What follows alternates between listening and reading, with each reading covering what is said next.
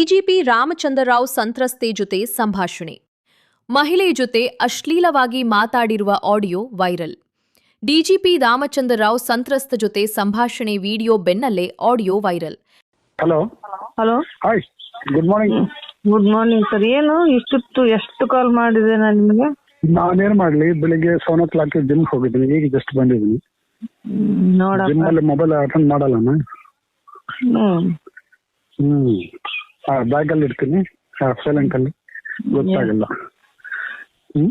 ಎಷ್ಟು ಕಾಲ್ ಮಾಡ್ತಾ ಇದ್ದೆ, ನಿಮ್ ಮಿಸ್ ಮಾಡ್ಕೋತಾ ಇದ್ದೆ. ಪ್ರಾಮಿಸ್ ನೀವೇನ್ ಮಿಸ್ ಮಾಡ್ಕೊಳಲ್ಲ, ಏನಿಲ್ಲ.